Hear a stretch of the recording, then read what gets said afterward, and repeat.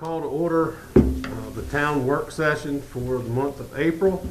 We could all please stand for the invocation and the Pledge of Allegiance. Brother Jay.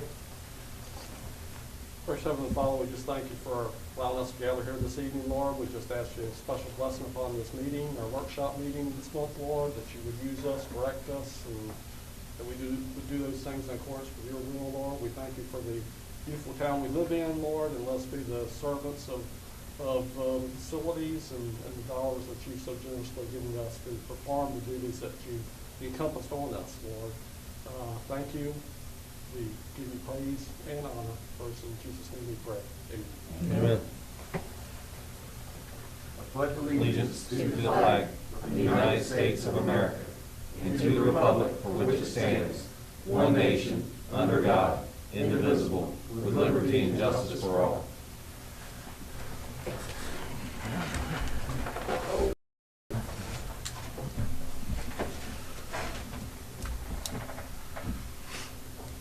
I don't think we got any public comment.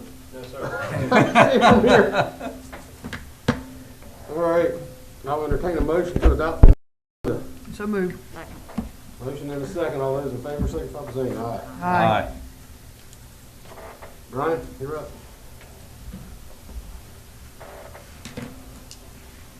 All right, good evening. We will start out with the state of emergency and where we're going. The numbers that we have, again, are as of 10 a.m. this morning. Okay, Not yet. okay. We'll do the old-fashioned way. Let's do it the old-fashioned way. All right. So in Virginia today, you can see that we've increased slightly since Monday when you all received your weekly report. The total positive, again, up about 4,764 since Monday. And again, that's holding pretty steady and true on about a 4-day pace. Our 7-day pace is in the 9,000s to 10,000. So again, everything is pretty well staying stable over roughly the last month. Hospitalizations, we're still seeing some of those, and of course there's been 43 deaths since Monday statewide. The 7-day positivity rate, again today 6.1%, which is no change since Monday. And we've been holding fairly steady with that 7-day positivity rate. If we go back a month, March 15th, we were at 5.4%. So we've increased slightly since then, but nothing dramatic up or down. Eastern Shore, Accomack County, since Monday, up additional 15 cases, up 1 more hospitalization, and no more deaths since Monday. Northampton County, 4 additional cases, no new hospitalizations, and no new deaths since Monday. And in Chincoteague, we're up 3 since Monday, unfortunately, with 1,900 tested. So again, that's been our biggest climb over about the last month, is 3 in that time period, which is still not bad considering where we were at a couple months ago. So again, stability seems to be the key at this point. So what now? We are in phase 2 of our vaccination efforts here on the Eastern Shore. The governor reports that the entire state should be at phase 2 by the 18th. The Johnson & Johnson vaccine, I know everyone has heard by now, is in a pause statewide and pretty much across the country due to some incidents of strokes and bleeding disorders until they can get that worked out. Additional doses of the Moderna and the Pfizer vaccine have been requested for the state to try to keep up the pace of our vaccination statewide. The big issue right now, again, is the variants, the UK variant and the South African. And if, again, I've highlighted there in red, the projections, again, are slow growth going forward from this point. But they're going to be boosted with the variant, especially the UK variant, but they're thinking that the vaccine will somewhat curtail that. So again, a steady state. And as I reported earlier in the month, the governor eased some of the restrictions on April 1st. Again, groups can be a little bit larger. If we want to have a private gathering of 50 indoor, 100 outdoor, release some of the sports numbers, allow them to be larger, and graduations. So we're gently moving forward, and again, there are no dates given to end this. So unlike all the others, this goes through March, 31st or February 28th and so forth. No end date was given to this. So I kind of read between the lines thinking this is going to go forward a few months before we ever see any more changes. Masks are still required. Again, get vaccinated 7 days a week, and folks can call the number. On the right side there, we have what was sent out by the Accomack County Health Department earlier in the week. There will be vaccinations tomorrow, Friday, April 16th. It will be the Moderna vaccine in the morning, and also again in that afternoon, folks can go on the town's webpage at www.chincoteague-va.gov, and under the COVID section, they can use one of these codes that they will find on that page and register for tomorrow's vaccination if they've not already done so. So, in summary, again, response, mitigation, and recovery, that's just the repeat phrase that we continue to use. Positivity rate remains steady, and COVID as a whole is at a steady state right now. And looking at the projections moving forward, again, we will have some increase, but also some decrease. So, overall, I think we'll remain steady, especially here locally. A lot of the outdoor activities are ongoing now, and let's face it, what we've learned throughout all this, outdoors is certainly a lot more safe than being close quarters indoors. Again, we're going to watch for the variant spread. Local PPE supplies are more than adequate right now, and the phase 2 vaccinations for the Eastern Shore will continue for the foreseeable future. And 3 W's. Wash your hands, wear your mask, and watch your distance.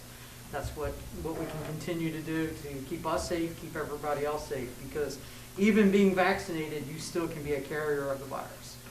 So we keep doing what we're doing, we should continue to move in the right direction.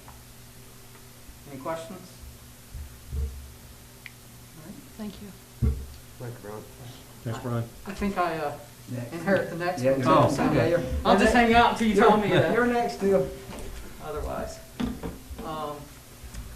So the PowerPoint. If you go back to the PowerPoint. Oh, okay. Sorry. Yep. And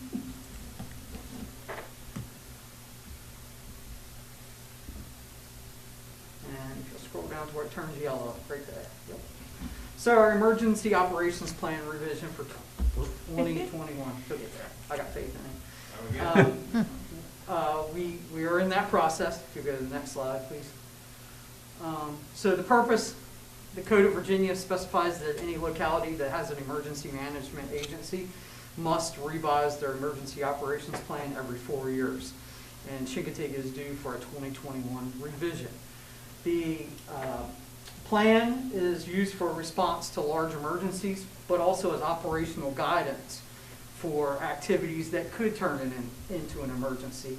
And it's scalable based on the size of the emergency, whether it's a small emergency, island-wide emergency, statewide, and so forth.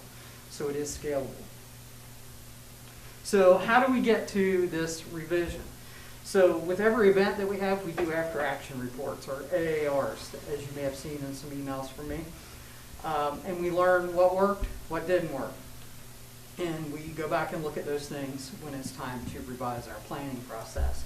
Nationwide best practices, what's working nationwide. And then we led off with a kickoff meeting with our department heads on January the 21st. And again, the department heads went through this grueling process. And it is a grueling process that a couple, 2-3 hours each and every time we meet, hash things out, everybody gets homework, and then we come back to the next meeting and start all over again. So as you can see there, we had 4 meetings with department heads. And then on the 18th of March, we were able to take all the information we had. Everybody got some final assignments, and we worked from there. Individual meetings occurred, so if we had something that was more pertinent to one department rather than another, or one operation as opposed to another. There was no need to tie everybody up for extra hours. So I did individual meetings with those folks. And then on the 8th of April, Ms. Fox was able, excuse me, I apologize, Ms. Lewis, forgive me. I do it when I do it. I do it all the time. Was able to work with us and get all of our format edits into play so that you had a document that you could read. Because trust me, you could not read it when I was finished with it, and all the department heads put their information in. It was not a readable document whatsoever. So she did a fabulous job on getting that out so that you all have something to read. So next, please. So what is our layout of our plan? The layout hasn't changed. Our basic plan is a general information. So it gives the individuals that are responsible, including council, and their guidance on what their responsibilities are in an emergency, what the authorities are in the emergency based on state and federal codes, and it spells out, again, those roles and responsibilities. It also talks about the individual snowstorms, hurricanes, hazmat, things like that are mentioned in there, thunderstorms, tornadoes, and it just goes on from there. And again, that part of the plan gets us through the majority of things that we do. And it is eligible for public release. So we do have that available if the public would like to see our emergency operations plan. The basic plan is what the public can see and is available for their consumption. Next, please. So then we have appendices, which are in the back part of your plan there that you have seen. These are operational procedures. There's sensitive information in there. There's phone numbers in the emergency list, which you do not have yet, but will be in the final version. There are key names, key phone numbers, personal phone numbers to folks that are not only from Chincoteague or the county or the state, but even at the federal level, to allow us to manage an emergency and be in a location that's easy to get a hold of when things do go downhill. Was that Sandy? Excuse me? Was that Sandy? That was Sandy. Yeah, that was I remember Sandy. it. So again, that's sensitive information in there that's not to be released to anybody but yourselves for that reading purpose, and because it is operational in nature. It's not for public release, and it does not meet FOIA requests. So again, that is our sensitive part of our document. So what is our biggest change? Appendix S was added as the pandemic plan, because as you know, we were using our standard EOP that worked well in natural and man-made disasters to get us through and do a great job. But we were kind of taking excerpts from each portion to make the pandemic planning work for us, and then listening to what you, the elected officials, wanted to see based on how the response was. We then were able to put Appendix S together to give guidance for further. And I do see, Appendix S changing even more in the future, simply because we're going to learn more as we go forward. But right now, Appendix S, again, is our pandemic plan, and hopefully, again, has accomplished all the information that you all had given in the previous meetings as to what you wanted to see. So additional adds. In Appendix F, we added an F1 underneath of that, which is our snow emergency ordinance. Harvey had pointed out that we did have that, and we thought that was probably a good place to incorporate that. Appendix T is our extended power outage plan. This was a requirement that we added into our plan, as well as the Waterworks emergency response plan. Harvey received guidance that said, you need to have something in your EOP. So again, he did a lot of work on that, and we put that together. In Appendix L, we changed our teams to zone. So instead of seeing team there, you'll see zone. Next, please. Code Red, which is our mass notification system that we use now, we changed all that verbiage to say mass notification system. For the simple fact that if we find a better deal on another mass notification system, we can easily change to that and not have to go back through our entire EOP and change to whatever the new term is. So it just made it a little bit more usable and user-friendly for that matter. National Guard access we did have in hurricanes and flooding. but there was an excerpt under snow, so we actually took what we had for hurricanes and flooding and added that to our snow emergencies. And again, we changed a lot of verbiage to meet industry standards and/or recommendations that had been given to us over that time period. So what now? Now, you have the document digitally. I think a couple of you may have it in print format. But what I'd like you to do is go through it, especially pay attention to the pandemic plan, because again, that was a big change for us. But any of your comments, anything you'd like to see changed, by all means, reach out to Mr. Talbert or myself with those. And I'd like to think that we could have all those together by the end of the council meeting on May 3rd. So if you had questions, I'd be more than happy to answer them at the council meeting, or if you want to meet individually, whatever is most convenient for you, certainly want to make that happen. Then at that point, go back to the table, update any changes in the plan, come up with our final plan. We will, again, update that emergency phone list. There's a few operational steps that we're working on for the EOC phone setup in here, using the new VoIP system. So we want to make sure that we've captured all that so that anybody, you know, if none of us are here and you know, one of the ladies in the office or even maybe one of the folks back in Public Works has to come in and set up the EOC, they can open that book and go, oh, here's how I get phones. So that's what we're trying to do. Then we'll do our final format and table of contents once we do our final format, because as you know, as you change your formatting, it does change your page numbering and so forth. So once we get all that together, we will have the final document to you for hopeful adoption at the June 7th council meeting this year.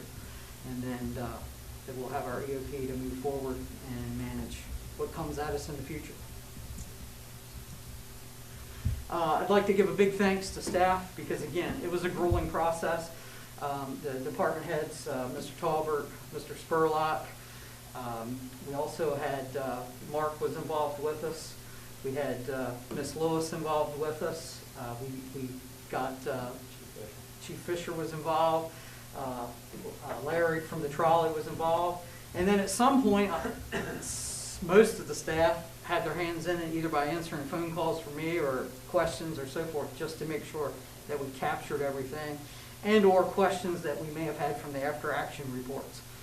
That somebody, you know, hey, we think this would have worked better. So just to clarify some things to make sure we captured it. So again, staff deserves a huge thank you and kudos for all their assistance. Any questions?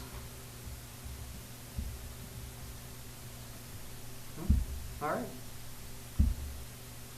We'll let you know after we read it. Absolutely. Absolutely. Absolutely. This will not put you to sleep, I'm quite No. sure. How hard will it be to get a hard copy? I'm looking at it right here, but I know. sometimes it's easier for me to. If anyone wants a hard copy, just let me know. Obviously, I've got you.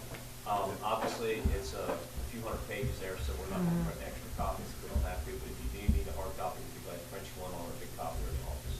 I'd like to have one only because when I'm looking at it right here, some of the format is, it's not all in a list. It's all it overlaps. Yeah. And if You you know what I'm would, when you do see a change, make a note of it, and also a whereabouts, a section, a page number, or something to help make it easier to find when we do go make those updates. But, and again, anything that you need, don't hesitate to reach out. Would anyone else like a hard copy? 182 pages.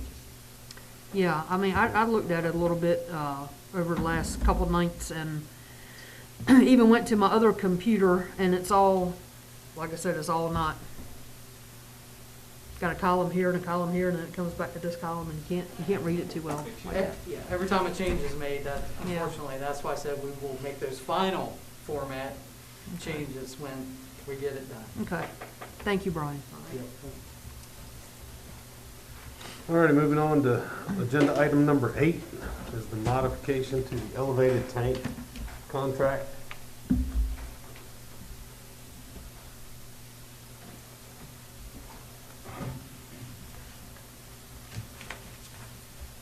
I alluded to this earlier in another meeting. Basically, We had the elevated tank painted last year, everyone knows, by DMN, I think it's D&M Coatings. They did by all accounts, a great job after they learned how to spell the town's name. Harvey got a price at the time to paint the groundwater storage tank, and it was elected not to do that. We've taken a hard look at it and think the job definitely needs to be done. Before the Public Works Committee meeting the other night, the Public Works Committee approved it to be done. The catch here is that the tank has to be taken out of service while the work's being performed so that the payment adheres properly. So that means we either do it now or we wait till the fall. There was an $80,000 item in the budget, in this year's current budget, to get this work completed. Harvey negotiated a price of $39,000, so we think it's a do now situation. So the Public Works Committee agreed that it should be done now, and recommended to the full council that we go ahead and modify the contract. And instead of recompeting this, we'll modify the existing contract to basically give them a change order to go ahead and do the groundwater storage tank. So all of the components of the original contract would still apply. They're just getting a modification or an addition to their contract to do the extra work. So what we're looking for tonight is an approval or not from the full council to do the work. How long will it take them to do it? It's supposed to only take them 2 weeks. I make a motion to do it. Second. Motion second. All those in favor, signify by saying aye. Aye. All righty. Thank you. Good work on it.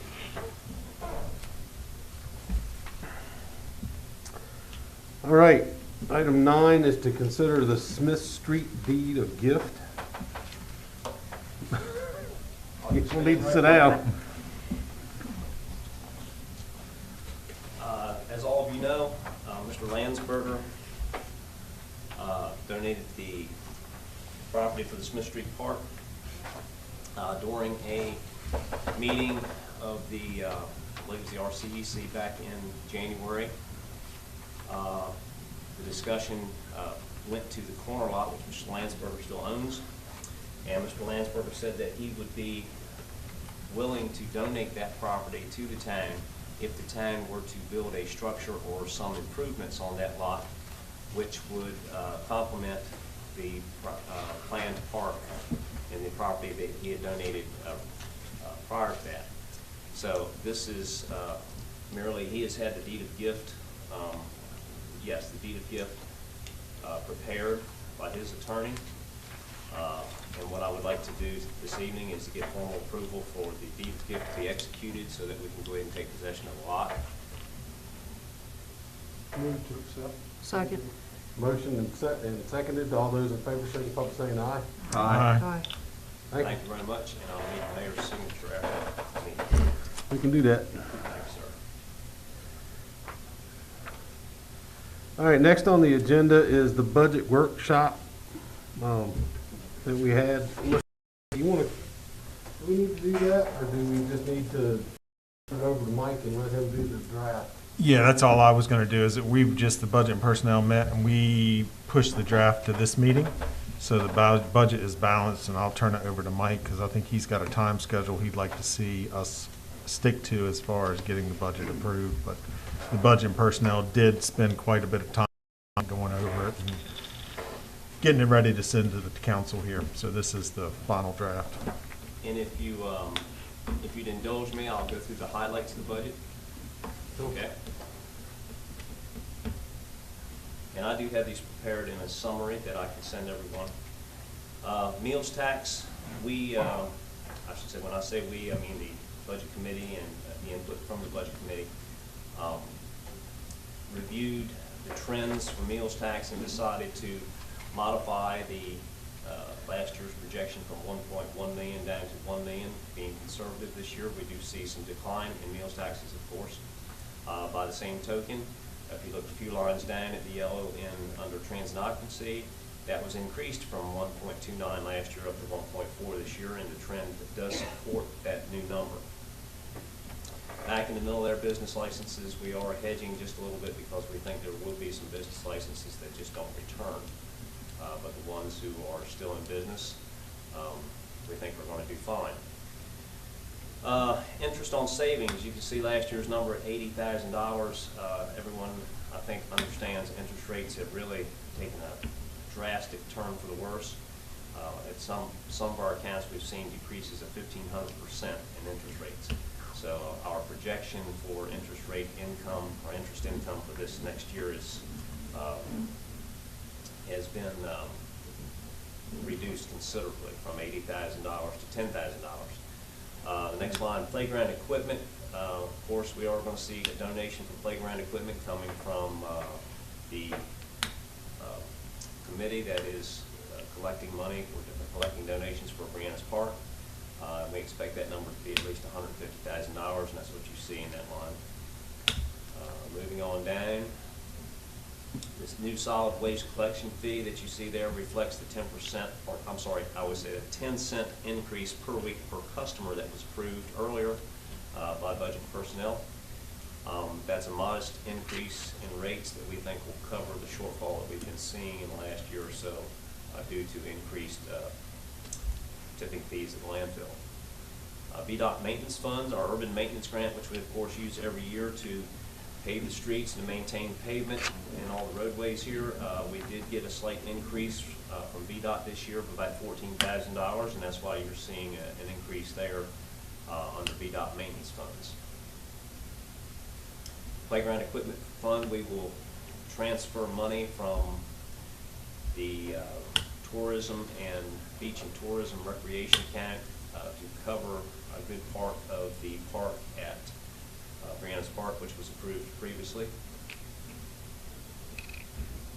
Moving on down to the Curtis Merritt Harbor, we do see that we will have a reduced fuel revenue at the harbor this year. We anticipate a reduced revenue in fuel, and that's why you're seeing about $56,000 there in a reduction on fuel income. We will also be transferring money from the general fund to the harbor to cover our share of the BPA grant, which we are hoping to receive here in May for the new floating dock, which will replace one of the wooden finger piers at the harbor. The trolley is the trolley. We do expect to see reduced fares on the trolley this year, and that's why you see a little $4,000 decrease there under program income. And water rents, we do see a reduction in water rents of right about $50,000, I'm sorry, about $100,000 this year.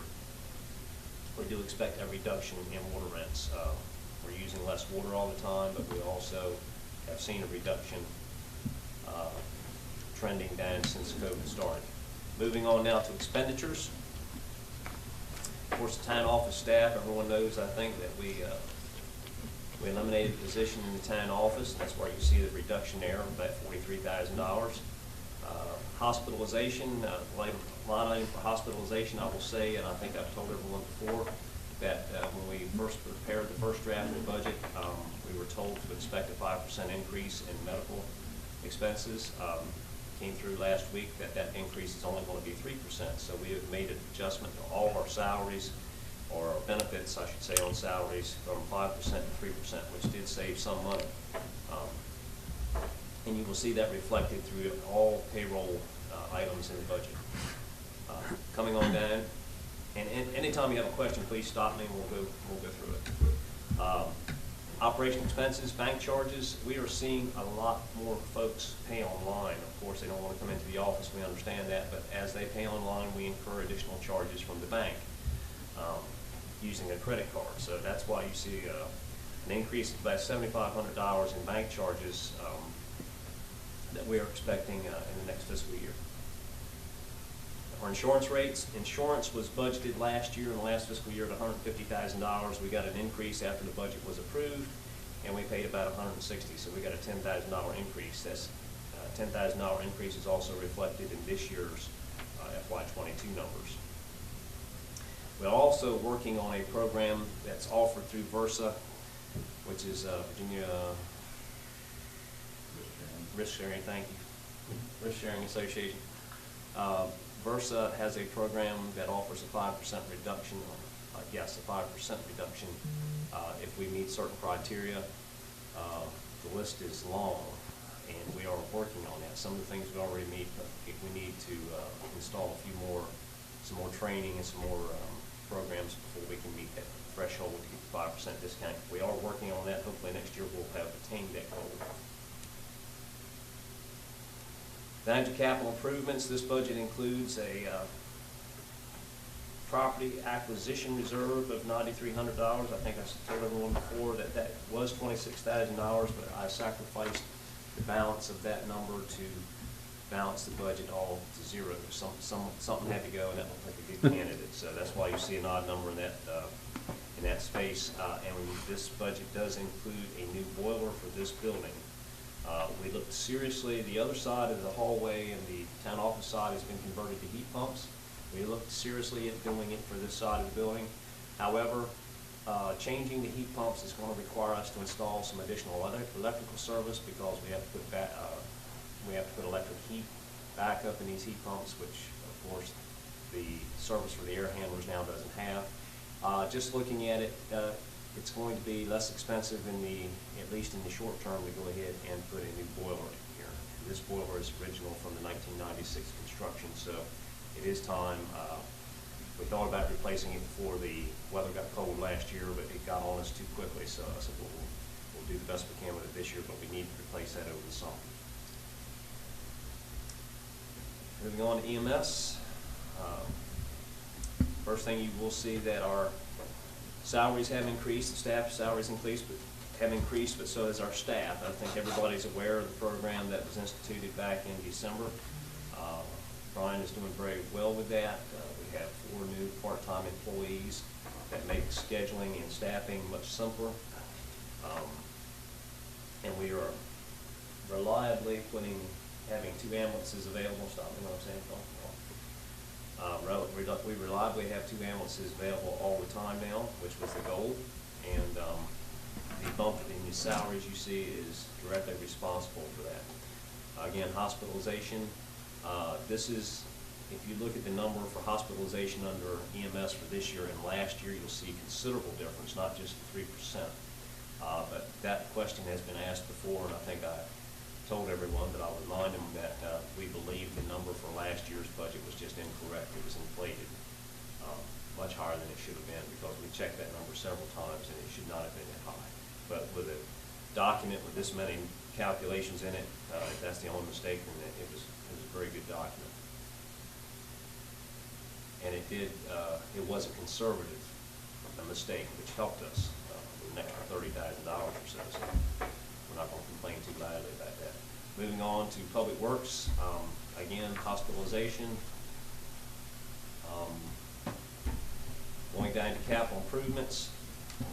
This budget includes $15,000 for improvements made to the gym, to the Donald J. Amaron gym. It does include money to resurface the tennis and basketball courts, and it does include $192,000 to buy playground equipment for the new park on Smith Street, Fernandez Park. It also includes $235,000, most of which will be, I believe, removed from the beach and tourism account we were discussing, to finish the balance of the park, which is primarily a pavilion, bathrooms, fencing, different things. And we removed a capital improvement item that was in last year's budget for repaving Memorial Park. So that is not off the table completely, it's just been deferred. Moving on, mosquito control is unchanged, except I did want to highlight the fact that we do have another 6 contract sprayings in the budget for this year. We did not use them all last year. And we do have 6 contract sprayings set up for this year. That's aerial sprayings. Barbie has already purchased additional chemical that we use in the trucks. And we already have one spraying worth of chemical in stock for the first time that we need to do that. The chemical is available, can be had on a short notice, so we're not going to stock too much of that at $200 a gallon. Moving on to roads. Not really much there. Again, $400,000 for pavement maintenance. You see that year in and year out. We do intend to maintain the pavements. We will be going to the Public Works Committee in the next several months to present a list of projects that we'd like to accomplish with this year's paving money.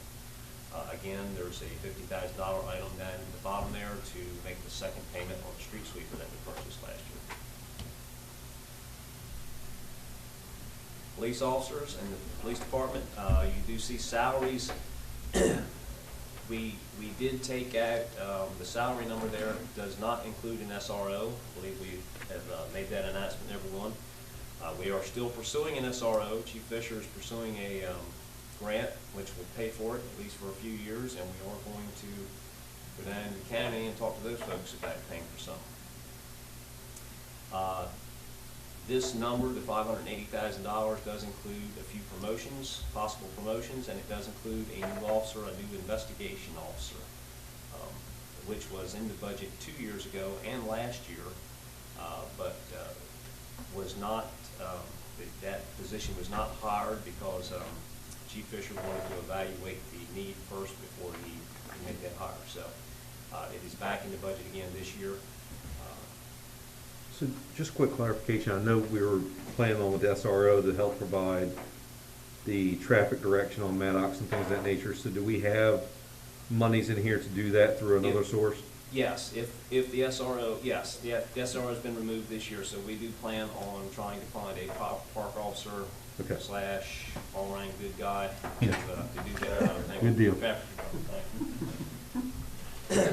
We do plan to do, we missed that severely last year. I mean, there Yeah. were some things that just didn't go as smoothly as we had liked, and it's due to primarily to the fact that we didn't have anybody to watch over things. The dog park's only one of the things we watch as well. There is also money in this budget for training a new officer. As you know, we will probably be hiring a new police officer, or replacement police officer, I should say. It's not a new position. We don't know if we're going to be able to get an experienced officer or if we'll have to train this person, so we did add some money in for training. The training should cost about $15,000. I did not put all $15,000 in here because there'll be some salary lapse with the change of personnel, and the salary lapse will pay for the rest of the training. I believe that was all in the police department. No, still going. It does include a new patrol vehicle, which we change out periodically. They do get a lot of miles on them. They do not get highway miles, which of course everyone knows is harder on the vehicle. So we do have a new patrol vehicle. I will say there, Chief Fisher decided to switch brands this year, which should be a little bit easier on our budget. And he's following the county's lead. The county's got some experience with the new vehicle and likes them, so we feel comfortable with switching brands. What are we switching to? Okay. Durango. I was gonna go SUV. There you go. Yeah, I was gonna say Chargers, front end wasn't all that. We did, the Stancil recorder is back in there this year. Now, it was in last year's budget, but it's one of those projects we deferred after COVID. We just put on the shelf and said we'll do it when we get the money. So that it is back in there for this year. Moving on to dispatch, of course, the new thing in dispatch this year is the new dispatch system, which is up and running. It's in the beta test right now. We are not paying for it until July 1st is the first payment we will make on that. That's in the agreement. Chief Fisher reports nothing more than the ordinary tweaks and growing pains that you have with the new system so far. Nothing he didn't expect. We hope to have all those bugs worked out. They should be all worked out, and if they're not all worked out, we won't be paying July's. We'll be extending the beta into July, and won't be paying until they get them all worked out. But so far, so good with that system. And I should mention that one of the tests that Chief tends to do with this system, as you know, one of the selling points of this system is we can dispatch from anywhere. There's a laptop, Toughbook laptop that goes with the system. It's all set up and good to go.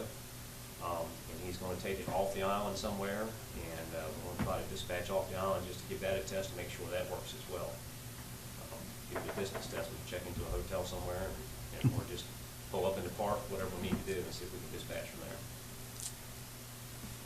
Water department.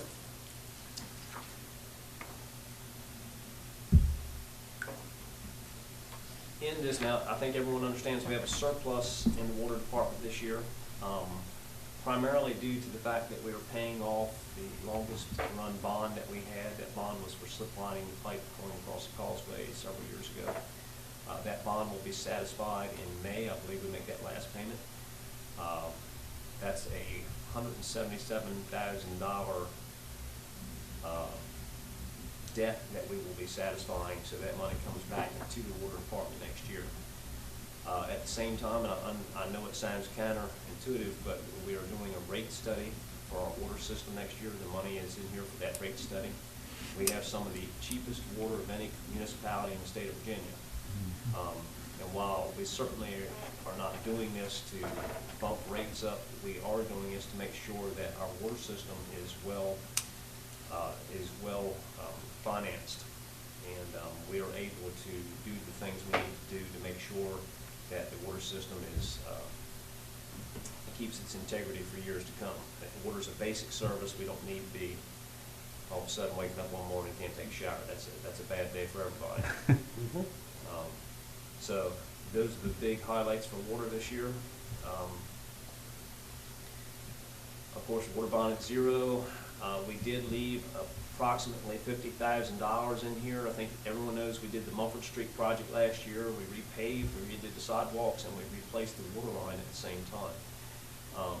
We left another $50,000 in this department this year because we'd like to do that project again. We have a lot of old pipe done in the 70s still on the ground here that we would like to get rid of. I see leaving a sum of money in this budget for the foreseeable future in order to start replacing that pipe on a regular basis. I will say amen to that.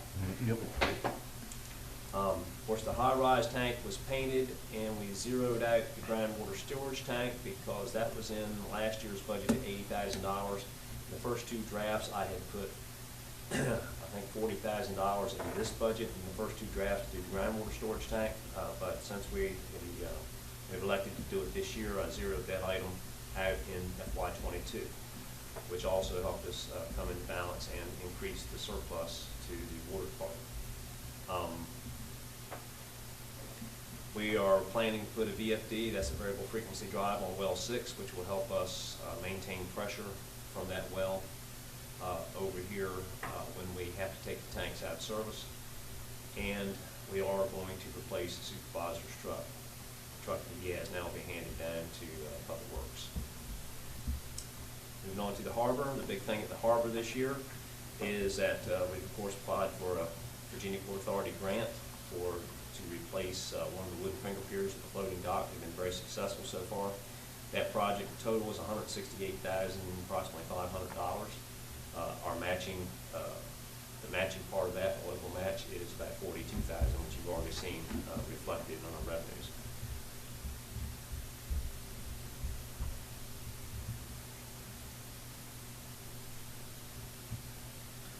Trolley, of course, is the trolley. I did mention that we expect a reduction in fares there, but that is not a huge part of the trolley income. Most of it is paid for by a grant, and it's still going to be paid for by a grant. Our local match is about $25,000 this year. Which brings us down to the final draft of the balance section of this, and if you look down at the bottom, it's all pretty zeros, which means we are balanced in all four funds. And at that, I will, if there's any changes, any tweaks, anything that anybody wants to see modified, we'll go back. I think you've done a great job. Yeah, nice job. Everybody. We have great staff, I know that. great staff here. I was gonna say, put the, money on savings from the bond on the, one with they have meter readers, but you just said something that's way more dear to my heart. I'd like to see that money put on it and replacing that pipe whenever possible. When we do a road, that's the time to do it. And anytime you pave a road, do the pipe. And it's that simple, because you're kind of condemning it for 20 more years to come. At your suggestion, we looked into the bond, which is a great idea. We looked into the bond thing. The bond for the water meters is 22 payments total. We make the last payment in 2029. We pay semi-annually, once in July, once in January. The payments are even at $51,000 in change. There is no penalty for repayment, early repayment of the loan. And the interest balance, of course, declines as the loan matures. There is 2% cost of the loan on top of the principal and amount, and that 2% is broken down into 0.5% interest and 1.5% administration cost. The administration costs are not going to change, but we could save money on 0.5% as we pay the loan off early, because the early payments would go 100% to the principal, as you might expect. So that is a great suggestion, and that certainly is doable. The big question for me there was there a penalty for paying it off early? And we have the bond document, which is about yay thick. Kelly went through and picked all the stuff out, and yes, there is no penalty. So I mean, that's what I really like to see. Like I said, just knock it down and be done with it. Like I said, 'cause at that rate, it goes down real fast. But real world, I mean, I really would like to see that water lines just change. I mean, I've done a lot of research in it. Like I say, it's got a 40, 50 year life, and you just sit it. We did like from 1970, do the math, and I've seen it. I've seen it mush.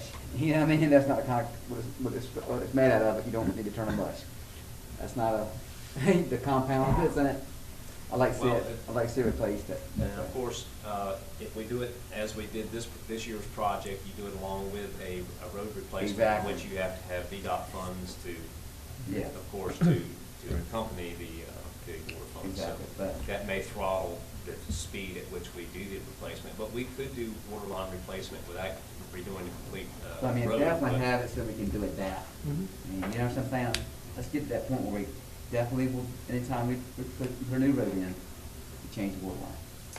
You know, it's like 7% of that island is still that plate.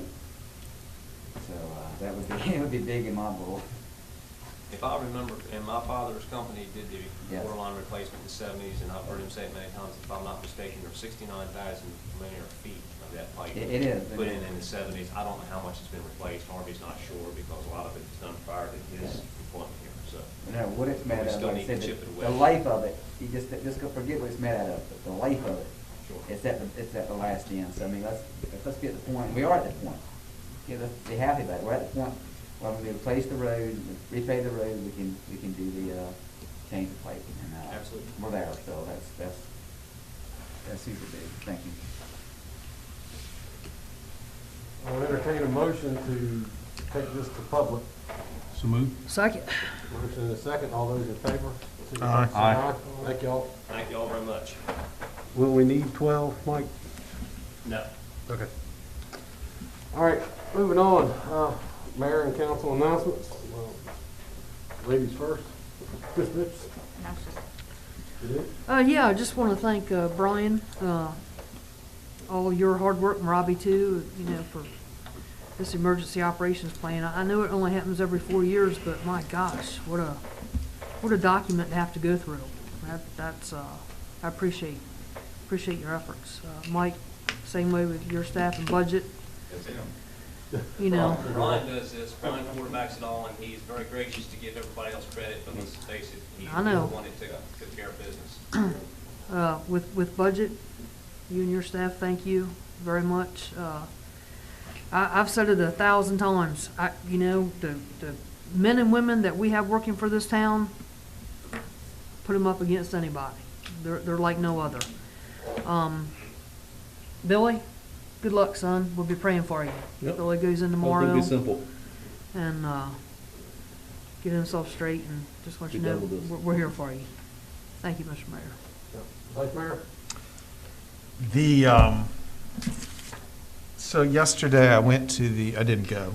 I signed up, y'all might have gotten that email. VML had a little WebEx yesterday afternoon, and it was a tune-in. It was on the updates the state legislature did for towns.